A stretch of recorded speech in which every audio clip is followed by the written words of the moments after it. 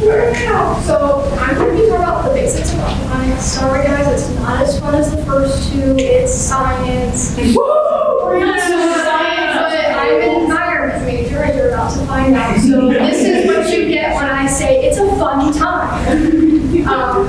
More about me, my name is Isabella. I'm a senior in environmental and sustainability studies major. My pronouns are she, her, and most of you probably haven't seen me before because this is my first semester here. I'm also a freshman. And two fun facts, or at least a few things. One, if I fall, no one laugh. Because these are 6 inches because people need to feel tall because otherwise I'm 4'11", and there's a possibility no one would have seen you. And then also, based on my photo, I like Red Bull Racing and Formula One. And that is an actual Oracle shirt, like from the team, that I have on my birthday. So.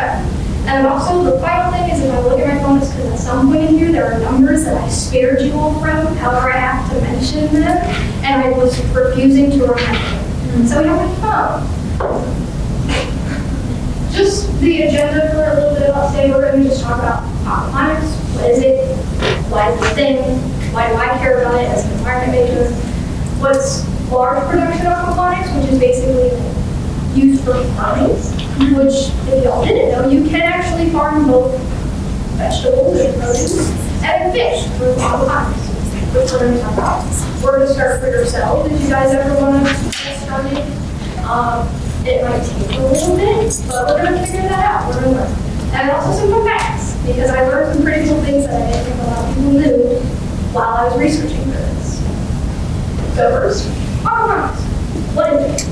Well, it's the integration of products for aquatic animals and for plants. So like I was saying, you can use it to grow produce of a multitude of kinds and just animals like fish. And then also it's a combination of aquaculture and hydroponics, which is why it gets its name, aquaponics. Why aquaponics? Why do you do it? Why do we care? Why?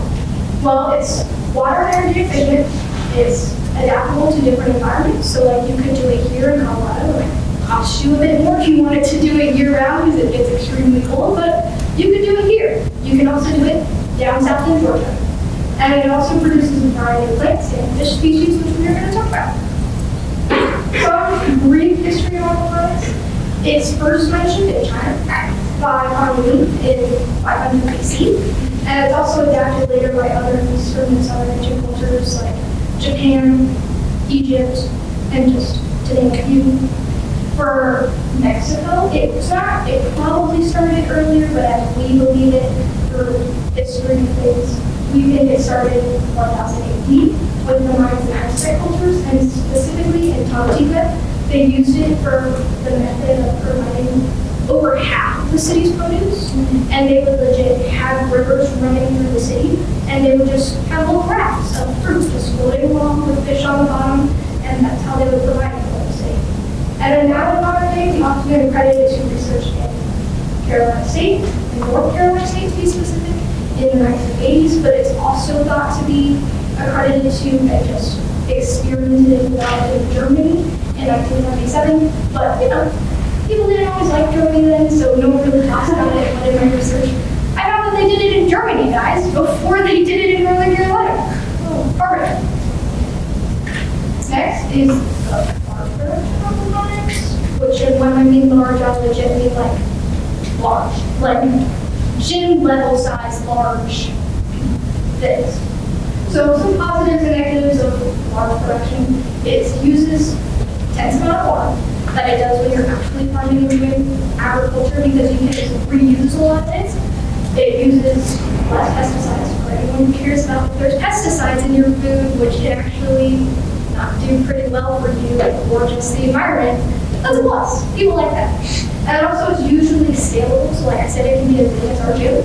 It could be as small as this room, and you would still create enough produce to be able to sell it in your market. Or fish, because that's your thing, but it's harder than just, it gets iffy if you want to start selling fish. So negative about it is the fish are able to grow to market size. Like I was saying, that's where it kind of gets iffy. And also, you need to watch over than a usual one because the water constantly needs to be tested just to make sure you're not killing your fish. You're not giving them E. coli. Oh. Yeah, which is something that has happened in large production of products. some popular fish that they use. It's mostly tilapia, just because it's common, it's adaptable, people eat it here. And then it's also just, what isn't mentioned up there is those are the ones that are more likely to grow the market size because they're other fish. Next is carp, which again, people eat it, just not really here in the US, which is why it's not as common. Have any of you eaten carp? Didn't think so. Like, no one really eats carp. And then also, catfish. People use catfish. Like, catfish gets sick.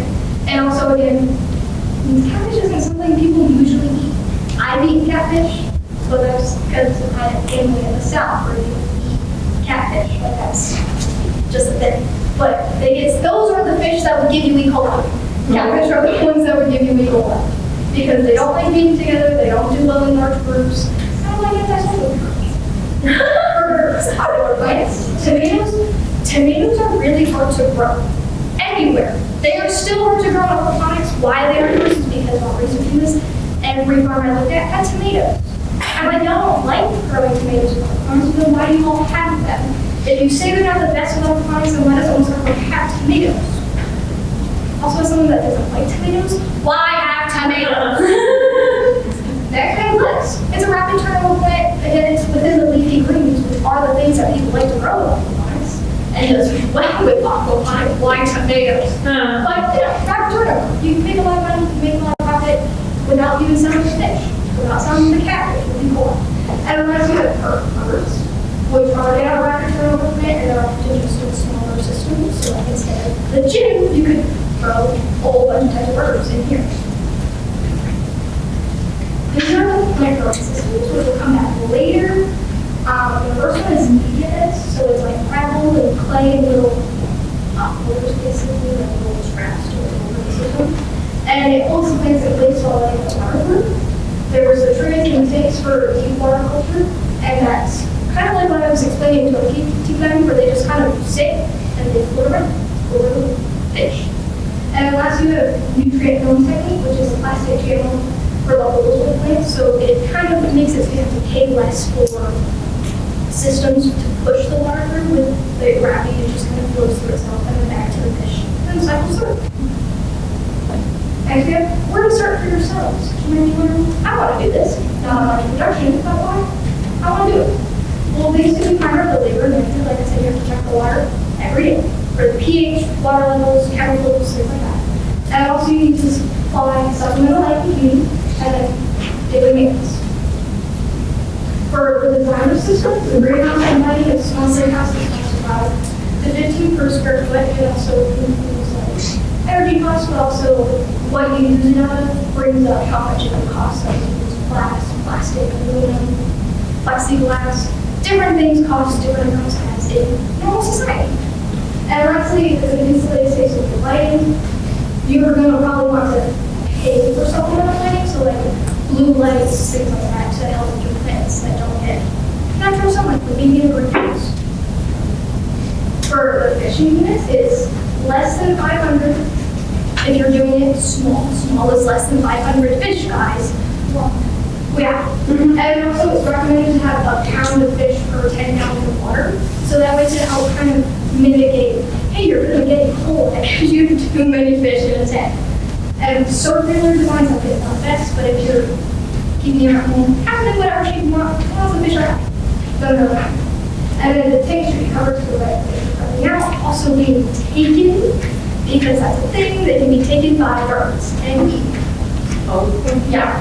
For plants, the media beds are most recommended for at home, for like if you're doing it yourself, because they're easy made, they're inexpensive, and they also act as natural biofilters and solid filters, which work for the fish when you actually get to the plants instead of everything else. And for float beds, it can be easily purchased or made, but they're more expensive than the media beds. And also, depending on what type of plant you want to grow, like if you're growing tomatoes, you need a specific type of float bed. So, you might need to pay more or just make it yourself if it's more expensive than a media bed. What is soil or solid removal? For those who are wondering, it's legit just getting rid of the waste of any food and not to be gross or juvenile, but food from the fish. And as also just things, anything in the tank that can cause toxic conditions for the fish, or just clog the actual systems that filter the water and clean it for the plants. And then, what is malnutrition? Why is it used? What really does it do? It's a chemical process where microbes convert into ammonia to nitrate and then to nitrite.